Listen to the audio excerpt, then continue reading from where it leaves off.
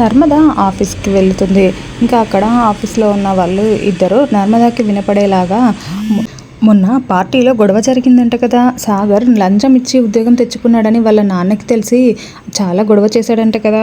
అయినా ఏ తండ్రి అయినా అలానే చేస్తాడు. ఇంకా వాళ్ళ నాన్న కాబట్టి అంత చిన్నగా ఊరుకున్నాడు. ఈ కొడుకైనా తప్పు చేశాడంటే ఏ తండ్రికి మాత్రం కోపం రాదు చెప్పు.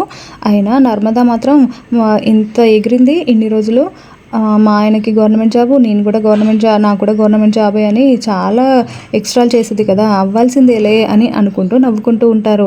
ఇంకా ఆ మాటలన్నీ వింటూ నర్మద చాలా బాధపడుతూ తన సీట్లో కూర్చొని బాధపడుతూ ఉంటుంది. ఇంకా అప్పుడే నర్మద వాళ్ళ ఫ్రెండ్ వాళ్ళ దగ్గరికి వచ్చి, ఏం మాట్లాడుతున్నారు మీరు? నర్మద ఎప్పుడైనా ఇలా చేసిందా? అసలు నర్మద ఎప్పుడైనా లంచం తీసుకొని ఎవరికైనా పని చేసి పెట్టిందా? లంచం తీసుకునే తప్పని తనకి తెలీదా? ఏదో అలా జరిగిపోయింది, అంత మాత్రానికి అది ఎంతవరకు నిజమో తెలుసుకోకుండా మీరు ఇలా అంటారా అని నానా చివర్లు పెట్టి వాళ్ళని అక్కడ నుంచి పంపించేస్తుంది. ఇంకా నర్మద చాలా బాధపడుతూ ఇంకా అక్కడ ఆఫీస్లో వర్క్ చేయకుండా హ్యాండ్ బ్యాగ్ వేసుకొని బయలుదేరి వెళ్ళిపోతూ ఉంటుంది.